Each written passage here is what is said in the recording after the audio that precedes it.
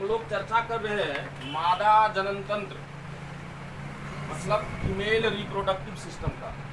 तो आप फिर से पुनः जानिए कि फीमेल रिप्रोडक्टिव सिस्टम, मादा जनन तंत्र में जो संरचनाएं पाई जाती है उसका नाम सबसे पहले हम लोग समझेंगे।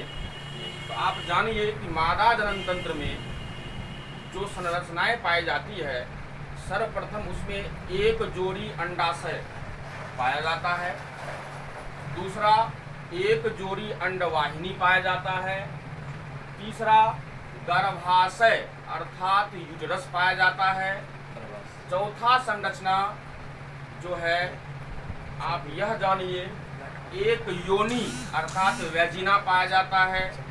इसके बाद छठा संरचना का नाम जानिए सहायक जनन ग्रंथियां, एसेसरी जेनाइटल ग्लैंड पाया जाता है। और सातवां संरचना जो कि आप लोगों को मैंने बताया था स्तन ग्रंथियां, मतलब मेमरी ग्लैंड्स। ये 7 संरचनाएं मादा जनन तंत्र में पाया जाता है और हम लोग बारी बारी से मादा जनन तंत्र में उपस्थित संरचनाओं का अध्ययन करने जा रहे हैं। इससे पहले क्लास में सबसे पहला संरचना अंडाशय पर मैंने लेक्चर दिया था, डिस्क्रिप्शन किया था, वर्णन किया था, समझाया था।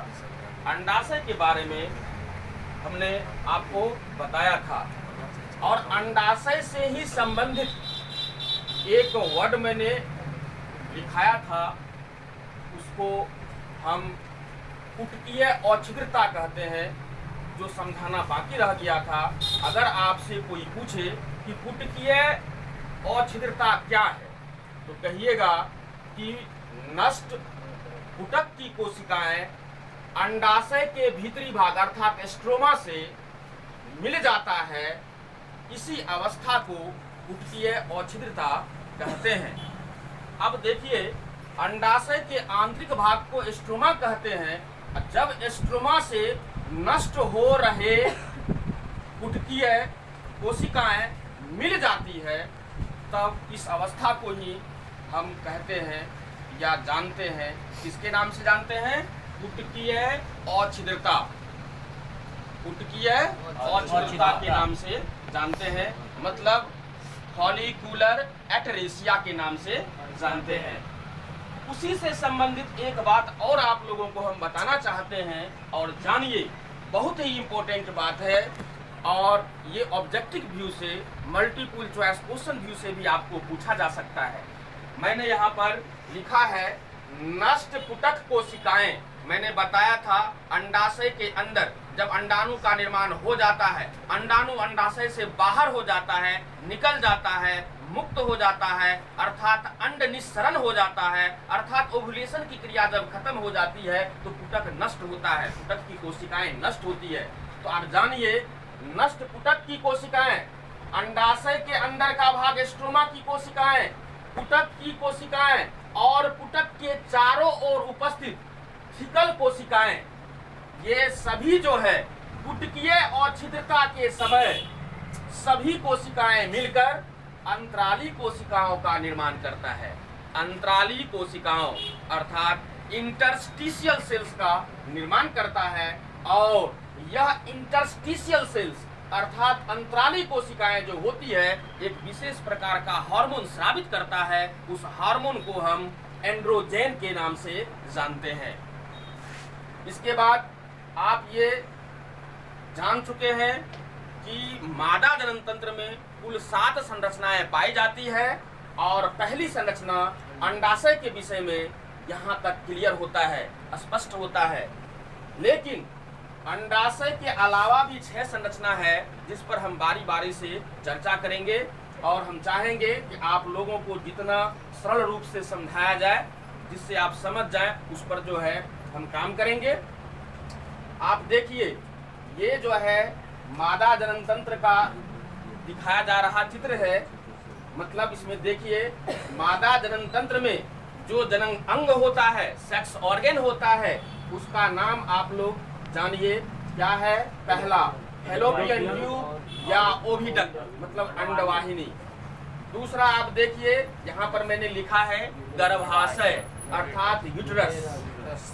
और इसके बाद आप देख रहे हैं अंडाशय, इसके बाद आप देख रहे हैं हाइमेन, इसके बाद आप देख रहे हैं लेविया माइनोरा, इसके बाद आप देख रहे हैं लेविया मेजोरा, और ये आप जो देख रहे हैं वेजिना। ये सभी जो है वेजिना अर्थात योनि, ये सभी जो है फीमेल सेक्स ऑर्गन है जो फीमेल के बॉडी में मादा जनन तंत्र में उपस्थित होता है। तो अंडाशय की बात हम कर चुके हैं।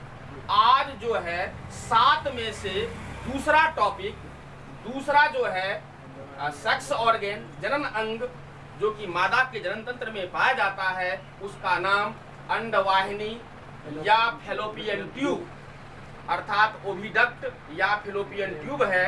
आज हम इसी पर चर्चा करने जा रहे हैं। तो सबसे पहले जानिए कि प्रत्येक मादा के शरीर में 2 अंडवाहिनी पाई जाती है। There are of 2 oviduct are found in the female body। मतलब हुआ कि प्रत्येक मादा में 2 अंडवाहिनी पाई जाती है। अब देखिए अंडवाहिनी, प्रत्येक अंडवाहिनी अंडाशय के ऊपरी भाग से शुरू होकर, यहाँ देखिए पर ये अंडवाहिनी है, ये पूरा अंडवाहिनी है। अब अंडवाहिनी के बारे में कह रहे हैं कि प्रत्येक अंडवाहिनी अंडाशय के ऊपरी भाग से शुरू होकर, प्रत्येक अंडवाहिनी अंडाशय के ऊपरी भाग से शुरू होकर गर्भाशय, ये देखिए ये गर्भाशय के दोनों बगल लगी रहती है। फिर से जानिए, प्रत्येक अंडवाहिनी अंडाशय के ऊपरी भाग से शुरू होकर गर्भाशय के दोनों बगल लगी रहती है।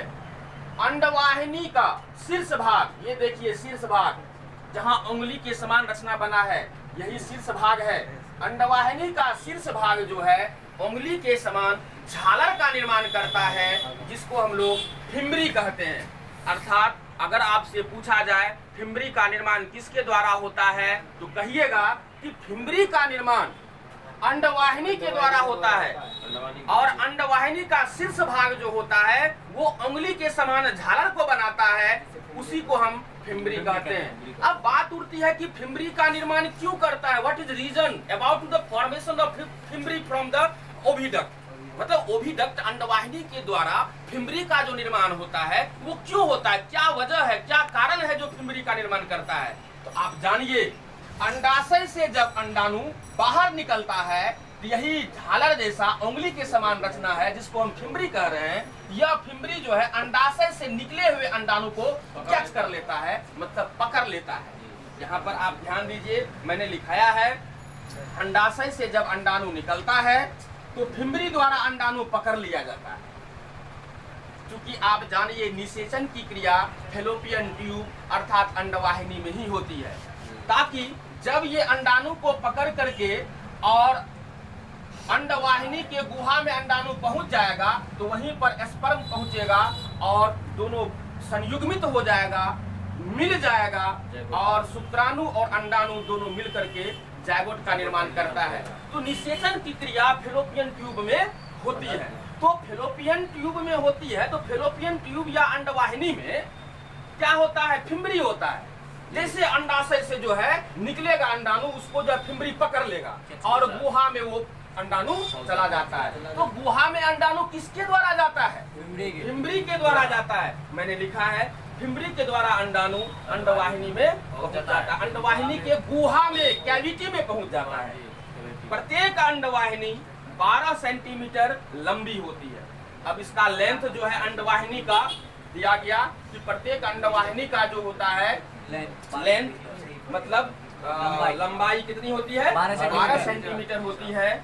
और सबसे खास बात, ये अंडवाहिनी जो होता है पेशीय मतलब मस्कुलर संरचना होती है और साथ ही साथ कॉन्ट्रैक्टाइल मतलब संकुचनशील संरचना होती है। हाँ, जिसके बाद आप जानिए कि अंडवाहिनी जो होता है, आखिर अंडवाहिनी के फिम्बरी के द्वारा अंडाणु जो है पकड़ लिया जाता है। ये बात सही है, अंडाशय से अंडाणु निकलेगा, अंडवाहिनी का फिम्बरी पकड़ेगा, पकड़ करके फिम्बरी के द्वारा उसके गुहा में चला जाएगा। लेकिन गुहा में अर्थात अंडवाहिनी के भीतरी सतह में भी एक संरचना पाई जाती है, जिस संरचना को हम लोग जानते हैं किस नाम से, सीलिया। आप जानिए कि सीलिया जो है अंडवाहिनी के भीतरी स्तर, भीतरी सतह अर्थात भीतरी सरफेस पर पाया जाता है, जो अंडाणु को आगे बढ़ने में सहायता देती है। अर्थात सीलिया के गति के द्वारा अंडाणु को गति मिलता है और वह अंडाणु गति करके उसके गुहा में पहुंच जाता है।